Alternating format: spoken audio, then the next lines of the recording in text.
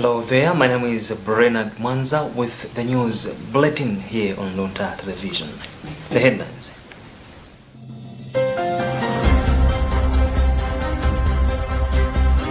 Pope Francis visits Dicastery for doctrine of the faith.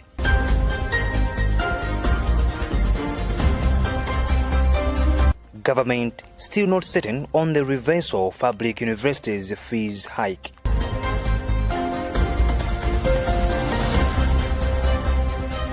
Malawi's Cancer Center to be fully opened by early next year.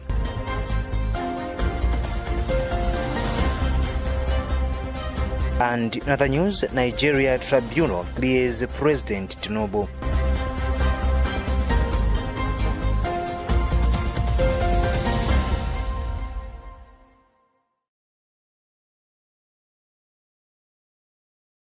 Now the news in detail. Pope Francis made a surprise visit to the Vatican's Dicastery for the doctrine of the faith less than 24 hours after returning from his apostolic journey to Mongolia. The director of the Holy See Press Office, Matteo Brun, announced in a statement that the Holy Father visited the Vatican Dicastery on Tuesday morning just after 9 a.m., where he met with and thanked Cardinal Luis Francisco Ladaria for all his work during his years serving as its prefect. We have a report. After meeting with the Jesuit Cardinal, the Holy Father also greeted various officials within the Vatican Dicastery. In July 2008, Pope Benedict XVI appointed Ladaria, a Spanish Jesuit and theologian, as the secretary of the then Congregation for the Doctrine of the Faith and made him an archbishop. Pope Francis named him prefect during his pontificate, succeeding Cardinal Gerard de Ludwig Mola. Named Cardinal in 2018, Cardinal Ladaria served as the dicastery's prefect from 2017 to 2023. Cardinal-elect Victor Manuel Fernandez of La Plata, Argentina, is succeeding 79-year-old Cardinal Ladaria as DDF prefect and will soon take office in mid-September. The Holy Father just completed his 4-day apostolic journey to the Asian country of Mongolia to visit its 1,500-strong Catholic community, mostly concentrated in the nation's capital of Arbata. The visit marked the Pope's 43rd apostolic journey abroad and the 61st country visited as Pope. The Holy Father is scheduled to hold his general audience in the Vatican on Wednesday morning.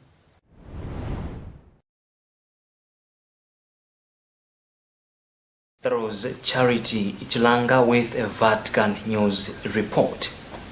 President Dr. Lazarus Chakwera says government is giving serious thoughts to complaints raised by public university students about a recent school fees hike. The development comes ahead of a students' orchestrated vigil, which starts on Monday, the 11th of September, following the expiry of a 14-day ultimatum which the concerned students handed to Chakwera. The hike was effected last month, with the students describing it as unfair. We have a report. With the cancer cases annually standing at 17,936 for all ages and prevalence rate paged at 31,159, contributing to 12,454 deaths by the year ending 2020, government is optimistic that the Cancer Central Hospital in Lilongwe will be opened by early next year. Currently, the facility is seeing construction of 6 bunkers before commissioning, a development expected to save at least 5 billion kwacha of hospital bills paid by government for cancer treatment abroad. The Cancer Center project, we are doing on very well. As you've heard me saying that even by next year, we'll be opening the center. Because most of the things have already been done. We're just waiting for some of the machines to be installed so that we can open the center. According to Dr. Tamiwe Tomoka, a pathologist and co-director of the cancer program at UNC Project, there are a number of strides made in the cancer fight, including the opening of the cancer center, but cited lack of specialized personnel in cancer treatment, including only one pathology lab situated at Kamuzu Central Hospital. The Ministry of Health working on the Breast Cancer Control Program initiative. We've seen civil organizations with patient survivors as well coming through. We have the Malawi Cancer Center that was opened 2 years ago. We've seen that today we've had updates with regards to progress, workforce. So we're still building, as in Malawi, the workforce within the cancer space. So we've got a huge burden, but people to work, specialized people to work, even specialized equipment to help us with taking care of our cancer patients is still a challenge. The Cancer Symposium proceeds to 16th September, where partners in the cancer fight and research giants, including ASRT, will be discussing on closing the care gap. For Luntha, this is Robert Edward. Speaking on Wednesday in Mzuzu, when he presided over the Mzuzu University Silver Jubilee, the plot number 1 occupant, Lazarus Chakwera, said government understands the complaints raised by students on upward adjustment of fees, saying government is doing everything to ensure that no student withdraws from school. Chakwera, however, urged private sectors to support needy students, while tongue-tied on whether government will slide down the fees or not. I know many of you are already complaining about the fees.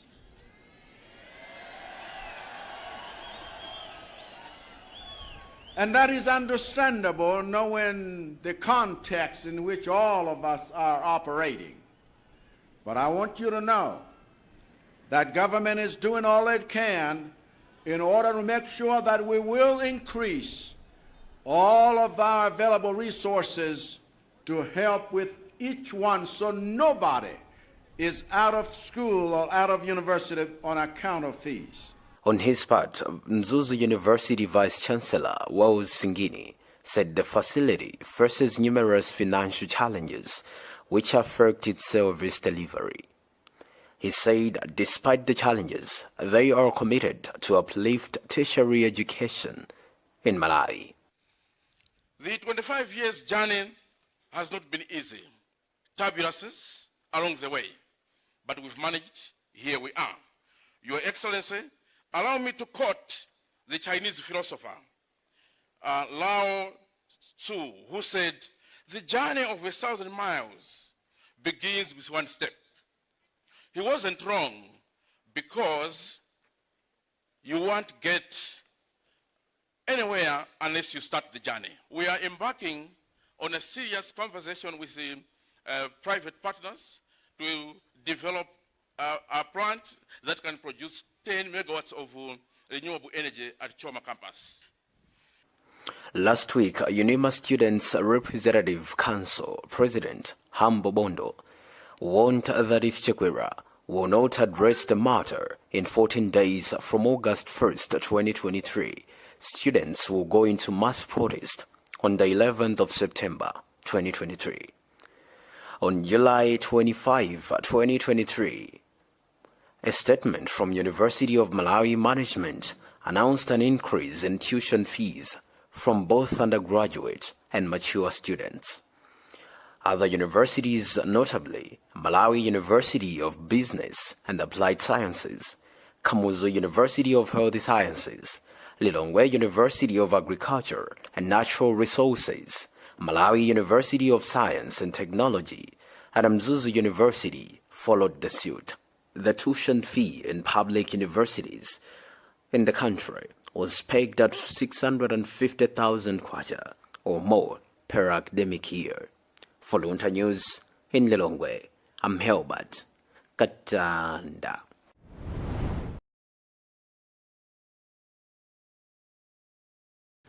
The Minister of Health has given the latest update towards the possible opening of the Cancer Center for Radiotherapy Services, with an emphasis on the impact of the facility going beyond health benefit. Deputy Health Minister Halima Daud has hinted on the issue when she opened the 5th Annual Cancer Symposium in Lilongwe earlier today, where partners in the cancer fight are expected to bang heads on maintaining the strides and counter the challenges in the fight. Robert Edward has more in this report. With the cancer cases annually standing at 17,936 for all ages and prevalence rate paged at 31,159, contributing to 12,454 deaths by the year ending 2020, government is optimistic that the Kasa Central Hospital in Lilongwe will be opened by early next year. Currently, the facility is seeing construction of 6 bunkers before commissioning, a development expected to save at least 5 billion kwacha of hospital bills paid by government for cancer treatment abroad. The cancer center project, we are doing on very well. As you heard me saying that maybe by next year, we'll be opening the center. Because most of the things have already been done. We're just waiting for some of the machines to be installed so that we can open the center. According to Dr. Tamiwe Tomoka, a pathologist and co-director of the cancer program at UNC Project, there are a number of strides made in the cancer fight, including the opening of the cancer center, but cited lack of specialized personnel in cancer treatment, including only one pathology lab situated at Kamuzu Central Hospital. The Ministry of Health working on the breast cancer control program initiative. We've seen civil organizations with patient survivors as well coming through. We have the Malawi Cancer Center that was opened 2 years ago. We've seen that today we've had updates with regards to progress, workforce. So we're still building, as in Malawi, the workforce within the cancer space.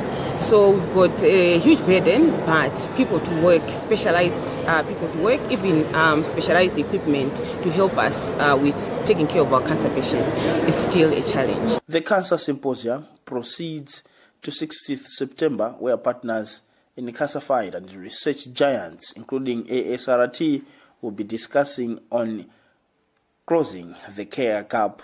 For Luntha, this is Robert Edward.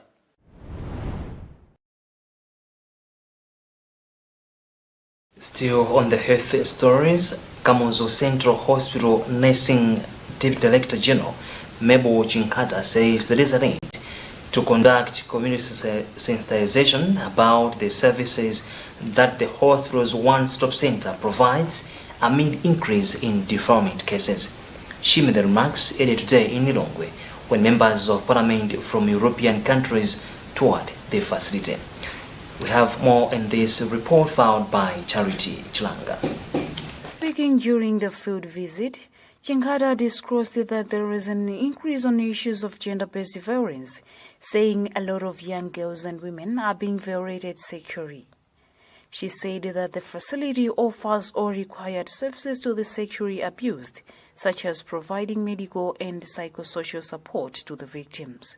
As of late, we have seen that there is a high increase in the issues of gender-based violence, and a lot of young girls and women are being violated. So the clients or the victims that come here, they need to be assisted. Though this facility helps all these affected clients in that they get all the services that is required.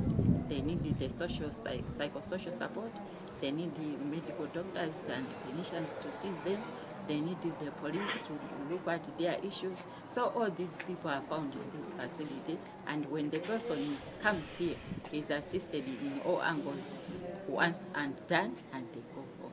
Meanwhile, one of the European parliamentary members, Cosme Poteros, has commended the services provided by the facility, saying the services are useful, hence the need to promote the center. He said one-stop center must be scaled throughout the country, as when women face violence, they require full support, namely psychological, medical, as well as legal support. I find it very useful that you do have this one-stop center. I think you should promote it throughout the country, throughout the area at least. And I think the main gap that I discovered is that transportation to this one-stop center is very difficult for the people, especially those that don't live in the city. The visit was one of the field trips that the parliamentary members from European countries are doing in the country to appreciate how the country is doing in the provision of sexual reproductive health. Charity Chilanga, Luntha Television, Lilongwe.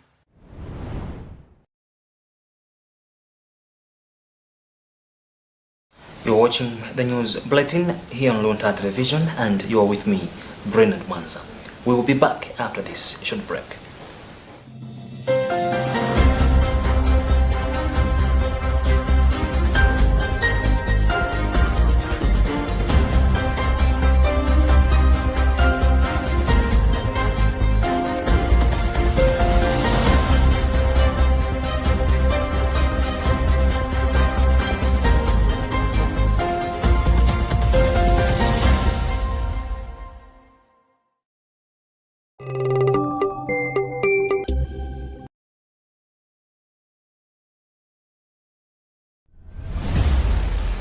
Kukazikitsa Central Equipment Identity Register, CEIR. Inde makina a CEIR apereka chitetezo kwa eni ma handset ndi mafoni am'manja popereka mphamvu za mtsatira kapena zoletsa kugwiritsa ntchito foni yawo pamene yasowa kapena yabedwa. Mphamvu yowoneratu ngati foni ili ya original kapena ya fake asanagule. Komanso mphamvu yonenera mafoni okhudzidwa ndi zaukathyali kuti asathe kugwiritsidwa pa network iliyonse muno m'Malawi. Wow! Chingira! Chitetezo cha foni ya m'manja patsogolo. Mukafuna kudziwa zambiri, lumikizanani ndi bungwe la Makra pa email dg@makra.mw kapena imbani 261 mwaulere pa network iliyonse muno m'Malawi. Uthengawu likukupatsirani ndi boma la Malawi kudzera mbungwe la Malawi Communications Regulatory Authority, Makra.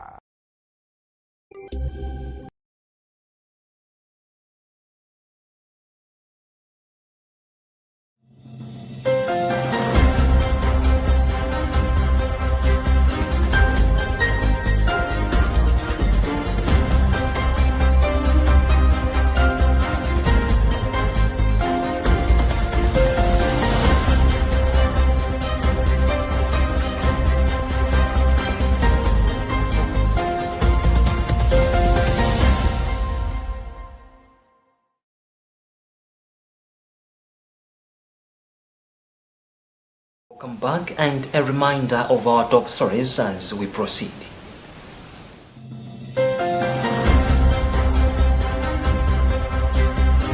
Pope Francis visits Dicastery for Doctrine of the Faith.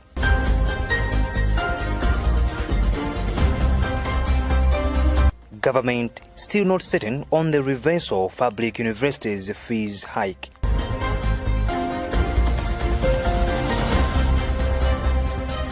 Malawi's CASA Center to be fully opened by early next year.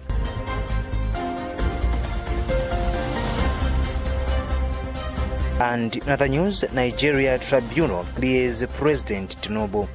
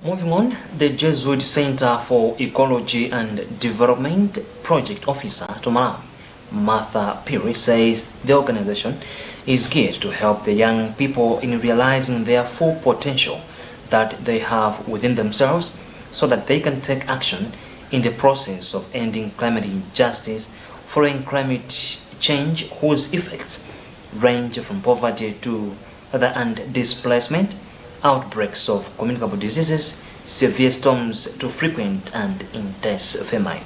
She made the remarks on the sidelines of training at least 60 youths from Sanje and Palombe districts with support from Action Aid Netherlands. We have a report. Speaking in an interview following a capacity building workshop that JSED had with the young people, the project's officer to Malawi, Martha Puri, said all they want is to help the young people who are in this regard addressed as activistas to realize their full potential and power that they have within themselves so that they can take action in the process of returning climate justice, especially here in Malawi. It aims at strengthening the community-based youth groups for climate and economic justice. So basically the idea is to strengthen the activist movement, which is already there for the young people, for them to discover or realize the power that they have within themselves in their communities, and for them to be able to take some actions, more especially the climate justice actions. One of the trained activists from Umodzi Club in Sanje, George Kalenga, said it is exciting to be among the trained youth as it helps them see and understand things better and differently. Kalenga said, among other skills, the training will also help enhance participation of the youth in different activities in their areas, as they shall be working towards holding the authorities responsible to taking part in activities of caring for the environment. Tithandiza munjira zambiri. Wani tikhala kuti achinyamata tikutha kumasuka pa kagwiridwe kathu ka ntchito komanso kuwunikira adindo amene akuononga zachilengedwe kutengera kuti nyengo imene kusinthiramo chifukwa choti adindo ena akuluakulu komanso makolo mbuyomo anazipangira kapena anazitayirira kumaononga chilengedwe. Ndiye ngati kuti taphunzira chonchi zitipangitsa kuti ifeyo ngati adindo kapena kuti achinyamata kunsanje tikhale ndi udindo okwanira kuwazindikiritsa komanso kupanga mphamvu yoti zachilengedwe zisaonongedwe. It has been indicated by Jesuit Center for Ecology and Development that they picked Nsanje in Palombe districts to implement this project, as they are some of the districts that get affected largely by disasters, which make the areas within the districts prone to climate injustice. Implementing this project in Palombe and in Sanje because these are disaster-prone areas, and we understand in disaster-prone areas that's where more injustices happens, more especially after the disaster incidents. For instance, when people are maybe staying in the camps, so many injustices happened following the disaster. So that's why we chose Sanje and Palombe. The youth taking part in the capacity building expressed their appreciation towards Action Aid through JSED for the support they provided for the training to take place, saying that a lot of the youth were indeed less knowledgeable on the issues surrounding climate change and injustices happening. For Luntha Television News, this is Jacqueline Saidi.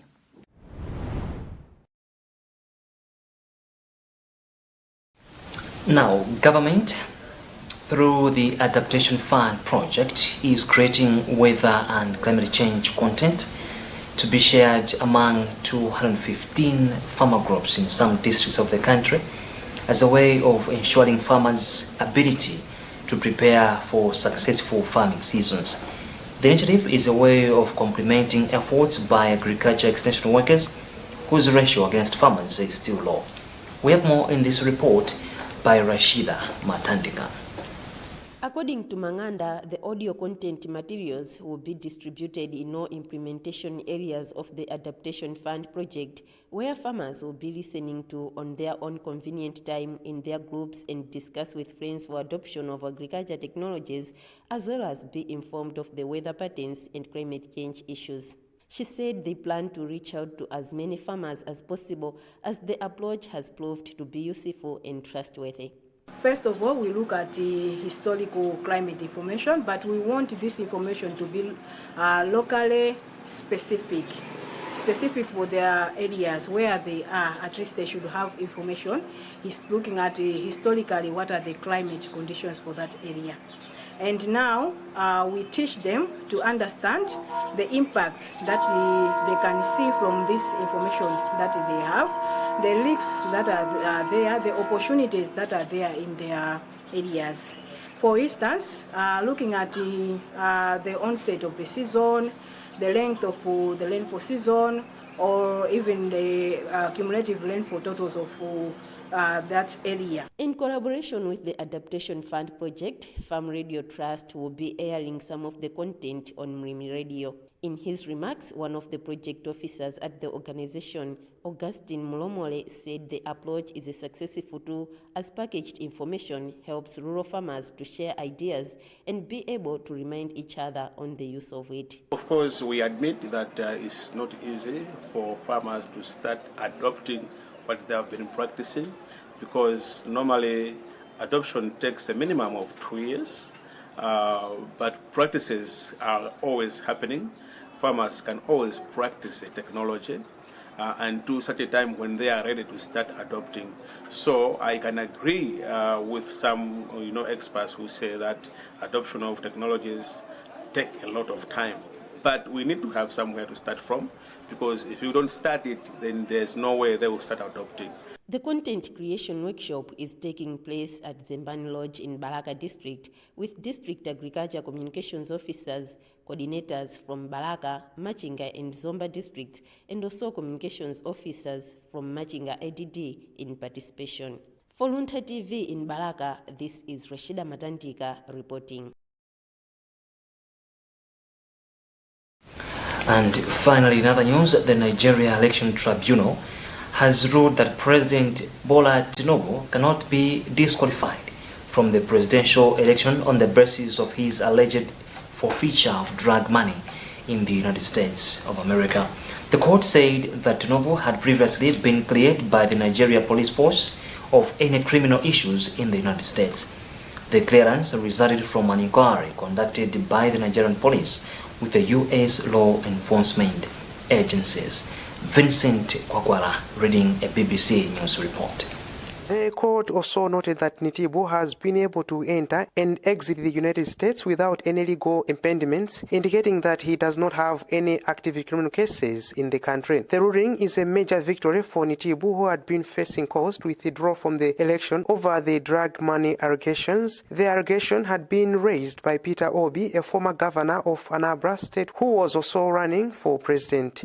The tribunal ruling is likely a significant impact on the outcome of the election. Nitibu is the front-runner in the race, and his disqualification would have been a major blow to his chance of victory.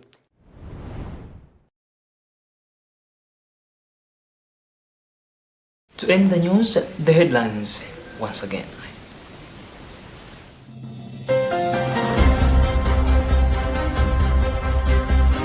Pope Francis visits Dicastery for doctrine of the faith.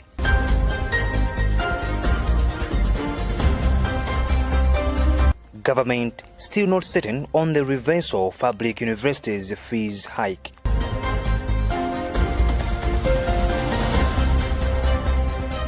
Malawi's CASA Center to be fully opened by early next year.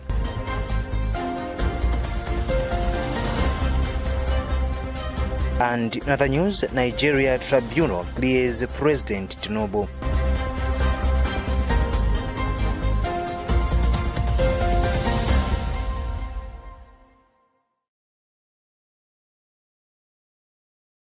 This has been Bernard Manza and Andrew Pound and Vincent Kwakwara, were our producers for the day. Thank you so much and goodbye.